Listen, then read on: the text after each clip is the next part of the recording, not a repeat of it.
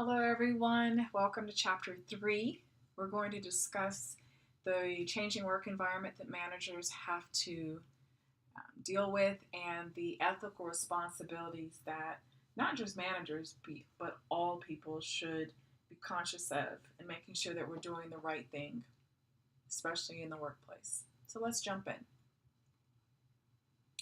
Here's some questions that you should be able to answer by the time you're done reading this chapter. Whether or not not the profit,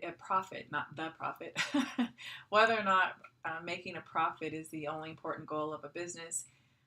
Who are the stakeholders that you should find as important that are within the organization and outside of the organization? Um, what do you need to know about ethics and values as a successful manager? Is being socially responsible actually necessary? How can you trust a company that's doing the right thing? Are they or aren't they? How do you know? So let's jump into the triple bottom line of the three P's, and that's people, planet, and profit. When we look at our triple bottom line of measuring your social, environmental, and financial performance, oftentimes you'll do different types of audits. Your social audit is going to assess how you're performing in being able to implement socially responsible programs. And you usually have predefined goals that you've already set. And you'll be able to rate based on those goals how you're performing over a period of time. It could be by quarter or by year.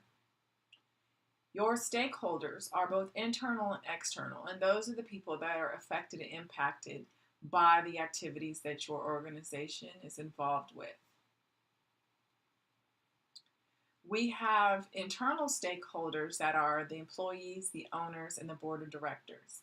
Then you have two external layers of stakeholders. And those, of course, are your customers and your competitors and suppliers and distributors and the unions that represent your employees, various governments, the media, interest groups, lenders.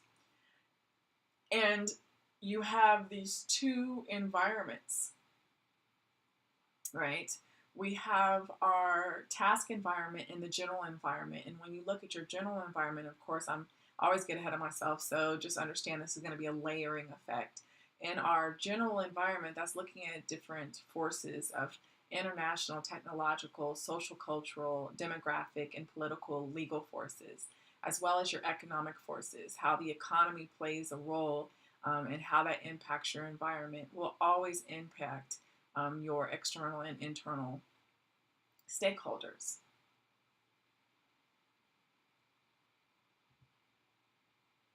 So your owners can consist of all those who claim the organization is their legal property. And some organizations actually give their employees ownership stake. And you'll see where the employees have own stake in the company, they have stock in the company. And so with that, there's a shared understanding that this is their company. And other entities, the owner could be the CEO, the president of the organization. Your board are elected members that are stockholders oftentimes, and they make sure to oversee and ensure the company is being ran according to their interest.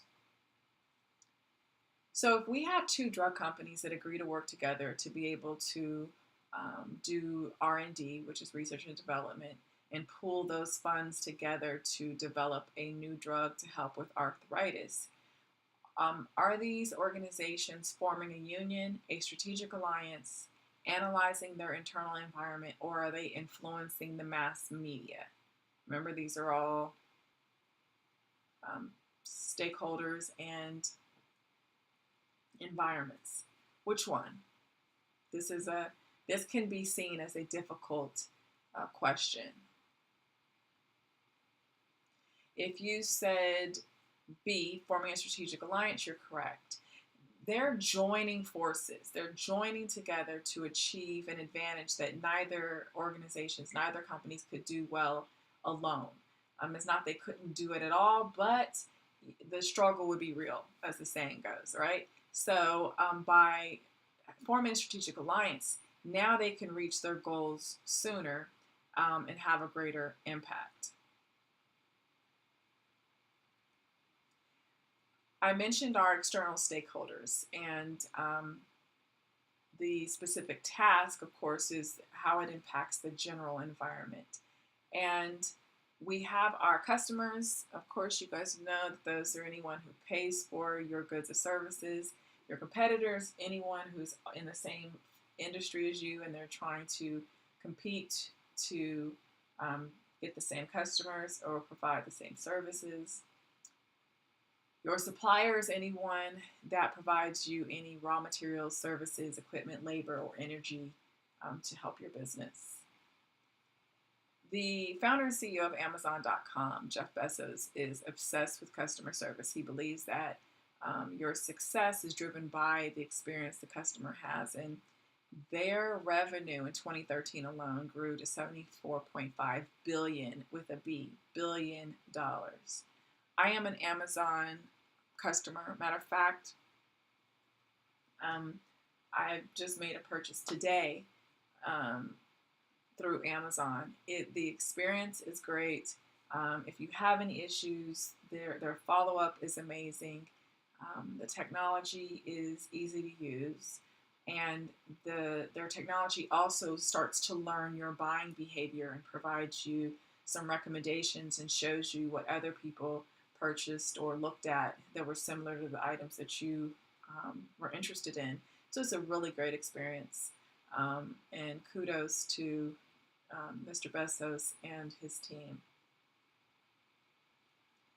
When we look at distributors, it's a person or organization that helps another organization sell its goods or services to companies.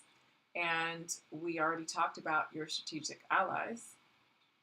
Clawbacks and crowdfunding. You may not have heard of clawbacks, but I'm sure the majority of you have heard of crowdfunding. And clawbacks are when you rescind tax breaks when an organization doesn't deliver on promised jobs. So when a organization says that they're going to create 10,000 jobs in a city or state, that state oftentimes will provide a tax break to that organization. There can also be federal tax breaks. However, if you then only deliver 500 jobs and not 10,000, then those tax breaks can be rescinded. They can actually go back and say, nope, that's a wrap, and you initially had a tax break where you only paid at a 15% level, and now we're going to put you back up to a 26 to 30% level. Just to say, that's not the exact figure, but I'm just giving you a visual for that. Crowdfunding is when you're raising money for a project, a venture, and you are provided with information, with money from multiple people, from a crowd. And so people can then be able to contribute small amounts, which could be $10, or large amounts, which could be several $1,000s. And you're raising money that way. Of course, you guys know of the various platforms that are out, GoFundMe, and so on and so forth. And so people have been able to use this not only for business crowdfunding, but also for personal uses as well. We have regulators in government. There are various agencies that establish some rules that organizations may operate under. These are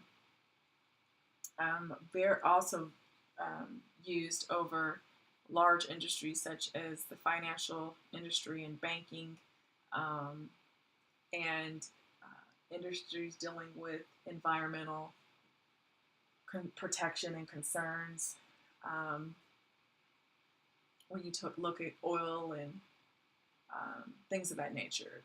Now, interesting enough is that some of the regulating agencies don't always speak to each other, so that can also create some conflicts because there's not consistency. So the regulators sometimes need regulating. We have special interest groups, and those are members who try to influence specific issues. And those special interest groups can be anything from transportation needs. They can be based on medical treatment and research. It can be on family planning needs. It can go, the sky's the limit, and actually can go beyond that. So that you try to influence, and sometimes with larger organizations, they can actually help to bring about change in the standards that an organization utilizes, but also can help form alliances where an organization will then donate X number of dollars net or gross from their profits. But special interest groups also influence government decisions and how they go about making, enforcing, writing, and rewriting laws. We have our various unions and associations that work with and for employees. We have our local communities and our financial institutions, and of course mass media.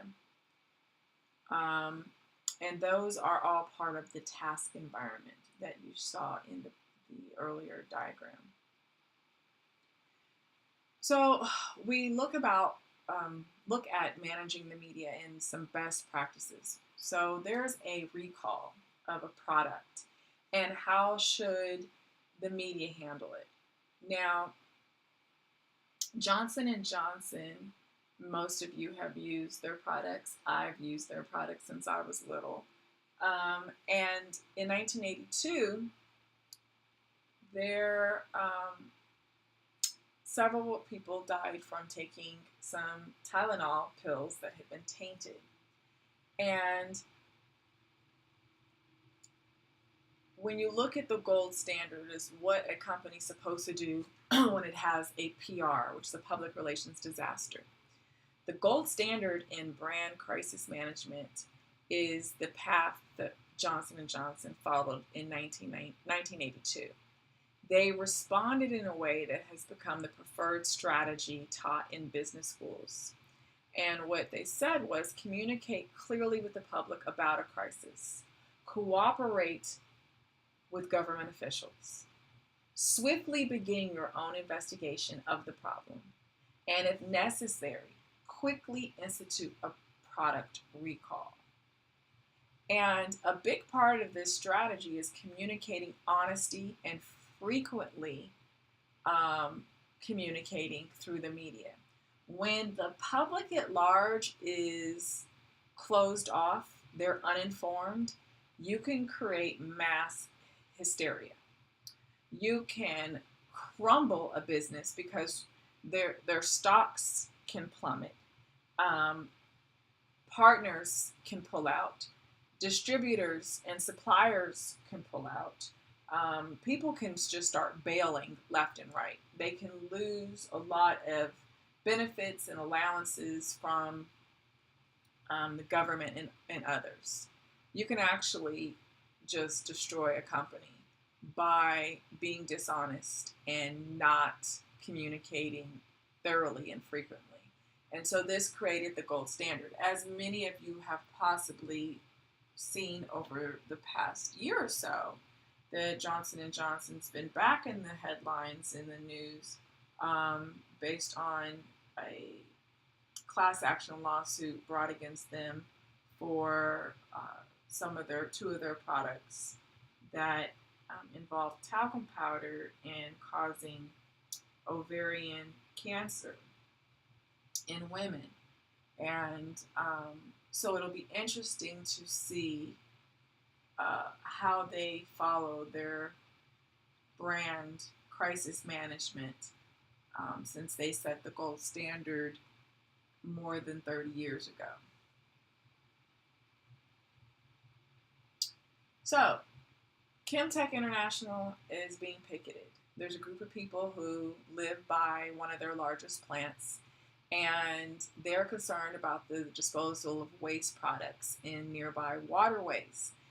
Is Chem Tech dealing with special interest groups that are part of the task environment, or local communities that are part of the task environment, or social cultural that's part of the general environment, or social cultural issues that are part of the task environment? This is a hard question, so don't be just totally flustered if you don't get it right. So which of these are there? Which group and which task, or which environment, excuse me. Which group and which environment? If you said B, they're dealing with local communities that are part of the task environment, you're correct. Local communities are most likely to be concerned about this issue and provide problems for managers to deal with on a daily basis, right? You see that the company is international, but the group lives by their biggest plant. So their biggest plant is a local plant for those community members, right? And they're a special interest group because they're concerned about what? Waste and how it's being disposed in what? Nearby waterways. Why are they concerned about the disposal of waste in waterways? Because water is then transported. That water that's just transported goes into hits our plant life. It can be filtered into our pipe system that becomes the water that we drink and bathe in.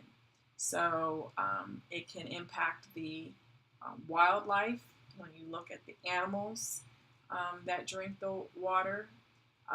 So it impacts many people. So there's a lot of stakeholders that are impacted by our waterways. So there's where the special interest groups comes into play.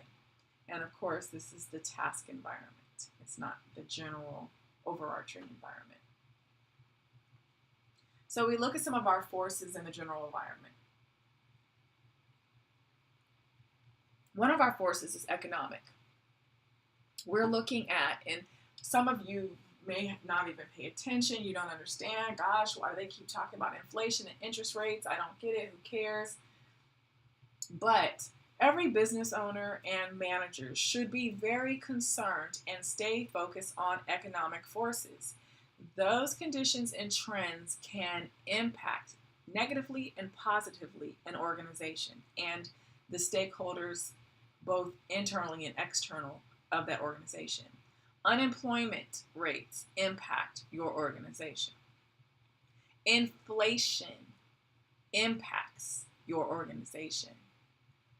Interest rates. See, inflation is, and I hope I'm not getting ahead of myself, but when you start looking at inflation, whether it goes up or goes down, that can impact how the goods that are imported and exported in this country, how the costs then are translated over to you and what you're paying at the end of the day.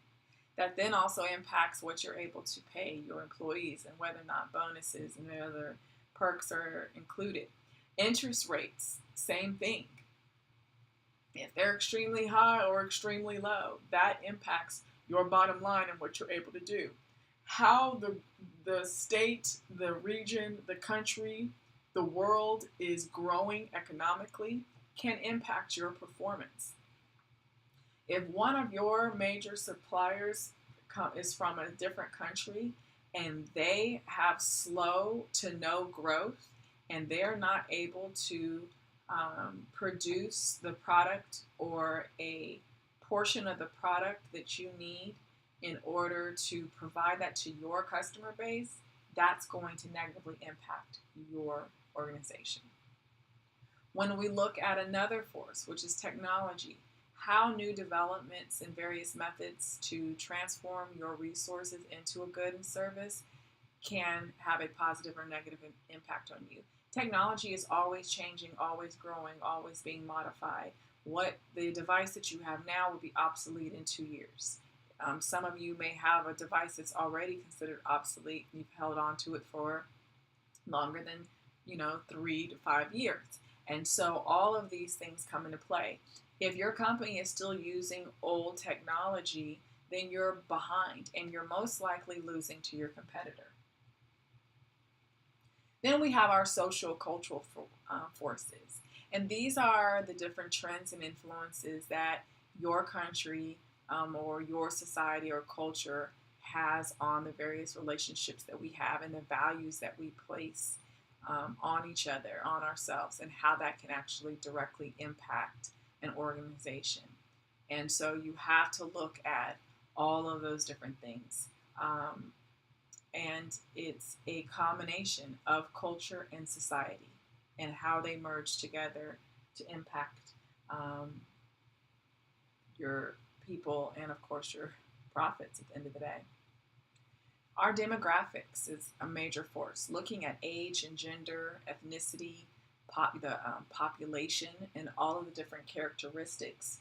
If your target audience of who you'd like to sell your product or service to, is 20 to 30-year-olds, men who are of European descent, but yet your locations happen to be in areas where you're having mostly men and women of ages 60 to 85, and they're of Asian origin, that may impact your organization, right? Because at that point, you're going to have to expand your reach, rethink your target audience, and selling a certain kind of product that doesn't speak to that audience can definitely impact you. You may have to rethink your business model. We have our political and our legal forces, and how politics shape the laws, and how those laws can shape various opportunities for your organization, and how they can also present threats to your organization. And so our local, state, and federal political environments have a major impact. And so some people may not want to be involved in politics, but if you're not paying attention to those politics and the various laws, you could be blindsided by a law that has been implemented or enforced or reintroduced that can negatively or positively impact your organization. So you have to stay on top of that. What's going on internationally? Those international forces can be very huge. As I mentioned earlier, the economic, but political. If there's war going on in a country, and that country is either the direct or indirect provider of a product or service for your company, that can have a major impact on you. Legal and technological systems can also impact you as well. So as a manager, but just as a person and employee in general, there's some various ethical dilemmas that you need to be aware of. And there's certain responsibilities that you have, not only to the organization, but to society as a whole. So an ethical dilemma is where you have to decide whether to pursue a course of action that can benefit you or your organization, but it could be considered unethical or even illegal. And when we look at our difference between ethics and values, ethics is what's the standard of right and wrong, right?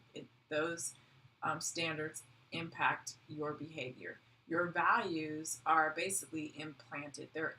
They are embedded within you.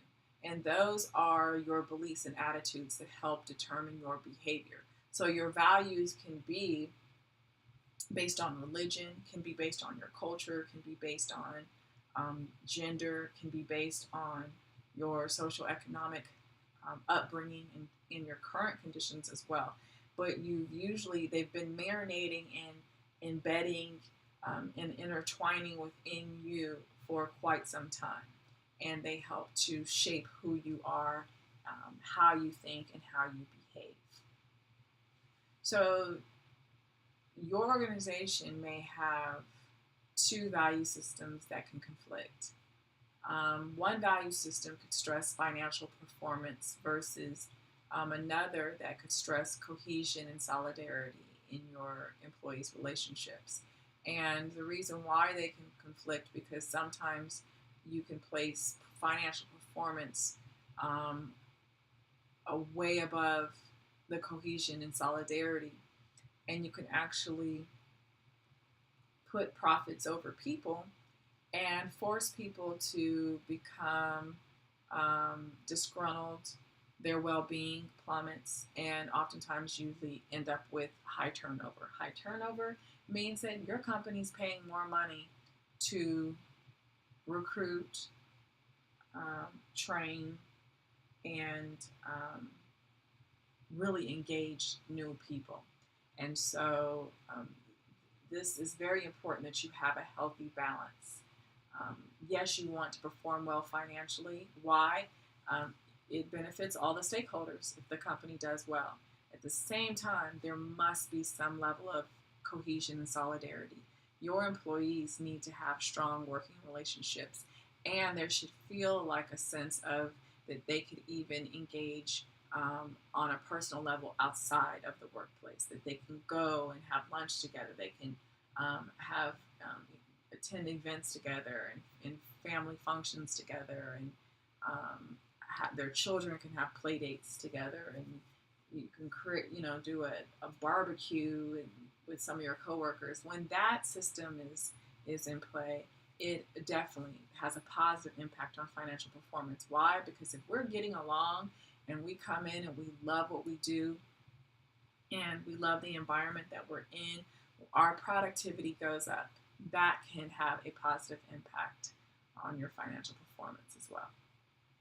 So EPA, the Environmental Protection Agency, has various standards in the U.S. Do they represent local communities that are part of organization's task environment, or do they represent financial institutions that are part of an organization's internal environment? Does the EPA represent government regulators that are part of the task environment, or do they represent special interest groups that are part of the external environment? This is another hard one. And some of you, of course, have been listening to, maybe possibly listening to the news or reading about the news on social media or in the newspaper about the EPA, and it's been under attack for a few years. So who do they represent, and what part of an organization's environment do you find them in? If you said C, you're correct, right? And another thing is OSHA. If you, or most of you know about OSHA, it's a government agency, and they manage, and managers have to deal with them also on a day-to-day basis. So we have 4 approaches to deciding our ethical dilemmas: utilitarian and individual are 2 approaches. Utilitarian is guided by what will result in the greatest good for the greatest number of people. So what will have the biggest impact for the best interests of the most amount of people. Your individual approach is going to look at you as an individual or one person's best long-term interest, right? What impacts one specific person the greatest, and ultimately what's in everyone's self-interest. But it's focused on the result of the best long-term interest for one individual. Then we have our moral rights and our justice approach. Under moral rights, it's guided by respect for human rights and the rights of all human beings. When we look at justice, it is respect for various impartial standards of both fairness and equity, making sure that laws and practices are fair and that there's equity across the table, that everyone is impacted by these laws and practices the same way. So State University has a manager named Pat, and Pat is deciding on how to set up the procedures for registering online. that gives students fair access to courses. Is Pat engaged in utilitarian, individual, moral rights, or justice approach? If you said D, justice,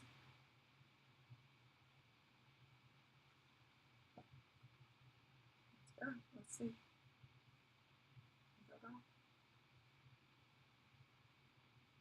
Bam.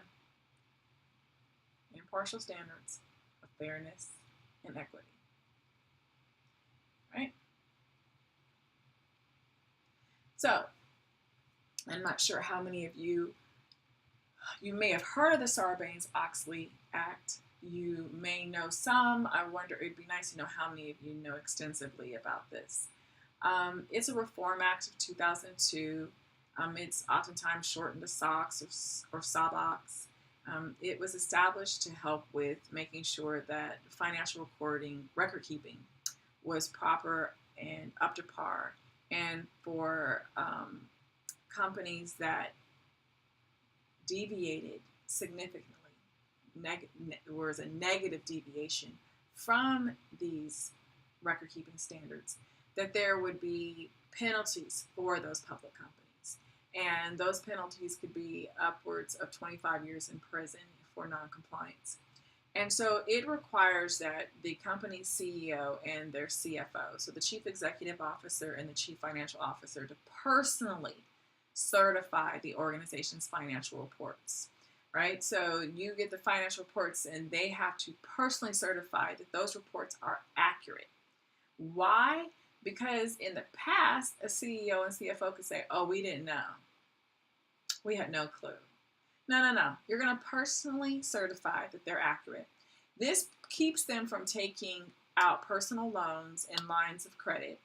It makes them reimburse the organization for bonuses and stock options when required by restatement of corporate profits. It also requires that the company have established procedures and guidelines for audit committees.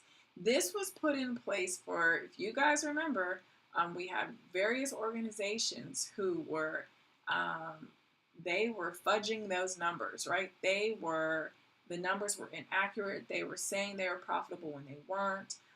But you had all these top executives pulling down these bonuses. They were taking out personal loans. They were taking out lines of credit against what was stated. And it caused quite a few large corporations to be penalized, but also to crumble. So that was thousands of jobs that were lost because of the greed and unethical practices of a lot of CEOs and CFOs. So that's what this act was established for, was to help make sure that these organizations, these public entities, are compliant and they are keeping up with their financial records. No double books, one that you share with the auditor or you share with the regulator, but then you have your hidden book, which is actually the true numbers. You know, there's not one book that your shareholders see, and then all of a sudden you got the real book. So it helps to protect the stakeholders, both internally and externally. So how do we go about learning ethics? Lawrence Kohlberg is a psychologist, and he proposed 3 levels of personal moral development, which were pre-conventional, conventional, and post-conventional. Under our pre-conventionals, basically you follow the rules. People who have achieved this level tend to follow the rules. They obey authority to avoid unpleasant consequences. Managers at the level 1 they tend to be autocratic or coercive. They expect employees to be obedient for obedience sake. Right?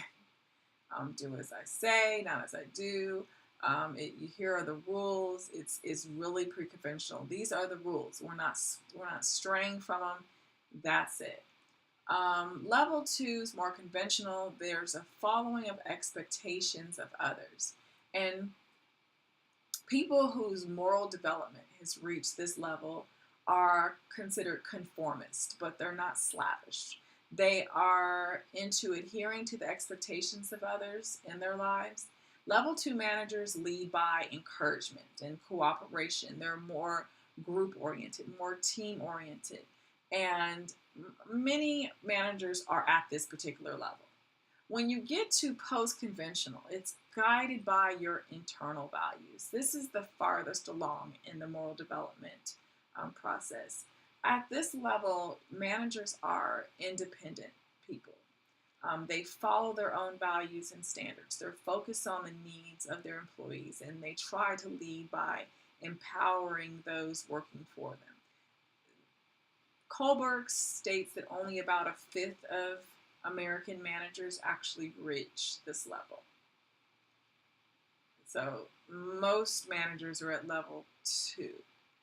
So to get to level 3, you really are putting people first. You're really concerned about that human element.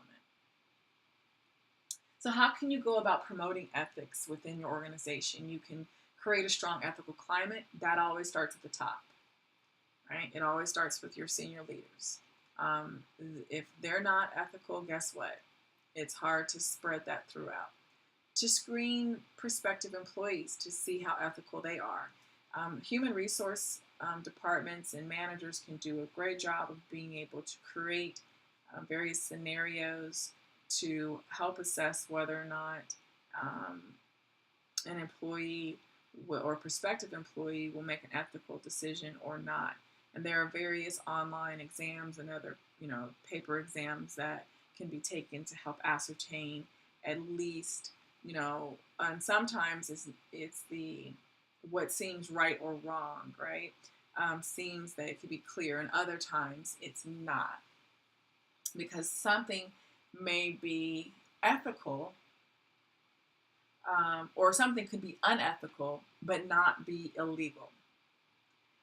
It could still be considered legal, and so someone could argue, well, it's legal, it's not against the law. Yeah, you're right, but it's unethical. And so that's a great way to screen. Being able to institute ethics codes and training programs within your organization helps to embed this climate in this environment. Rewarding ethical behavior. And that is when you protect your whistleblowers. Nothing disturbs me more than when an employee sees something wrong, they speak up about it, they report it, and then they're punished for it. That whole don't tattletale and snitches get stitches is ignorant, is barbaric, and it is the reason why a lot of people turn a blind eye to unethical behavior. They see something is wrong and they don't say anything because they're not protected. So to reward the behavior, ethical behavior, is one way is to protect your whistleblowers. And I mentioned this already. It could be an employee, it could even be an outside consultant. You report misconduct to the public, such as any health and safety matters, waste, corruption, or if customers overcharge. That individual should not be punished for it. They're protecting the stakeholders. Social responsibility. You should take actions that will benefit the interest of society as well as the organization.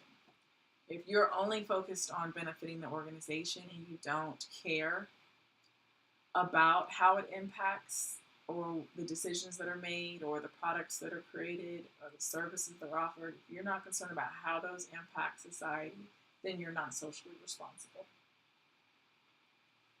CSR is your corporate or social responsibility, and that's where the organization goes above and beyond to not only follow the law, but to see how they can go about having a positive impact on society, how they can give back to society, how they can strengthen their relationships with customers and prospective customers, while at the same time making a profit. You can think of Tom's Shoes, for instance, and the social impact that it has. This pyramid, some people would first thing they probably think about would be the hierarchy of needs, which Maslow created, but this is not. This is Carroll's global corporate social responsibility pyramid. And if you see at the very bottom, you have your economic responsibility. And that is, of course, making sure that you're profitable, but you're doing what's required by global capitalism as a whole. You're looking at the entire spectrum and how the decisions you make not only impact your internal stakeholders, but the external stakeholders, which would be people around the world, organizations around the world.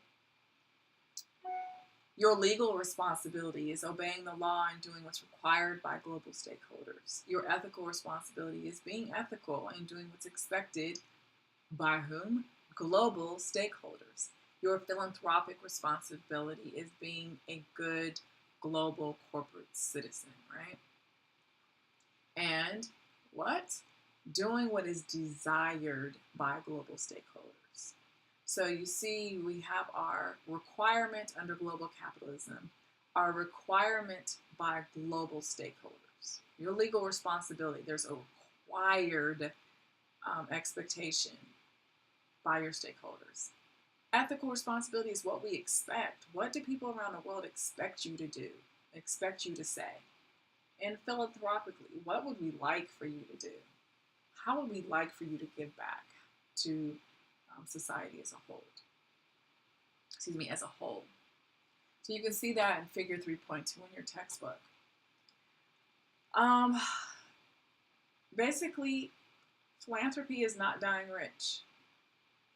You're going to make charitable donations to benefit others. You're going to give as much money and products and services as you can, so that at the end of the day, you're not dying rich, right? You can almost give it all away. You hear about Warren Buffett. Warren Buffett's like, what I need to leave this money for my kids. They've got what they need. I'm going to leave my money to humankind. We look at corporate governance, and that is a system that governs a company so that the interest of those owners and other stakeholders are always protected. It is insulation to protect the company and its stakeholders. There's always a need to pay closer attention to having independent directors and strengthening that governance so that the directors are separated in their authority from the CEO, so there's no undue influence. With that, that is the end of Chapter 3. If you have any questions, you know how to reach me. Thank you, ladies and gentlemen. Have a wonderful day.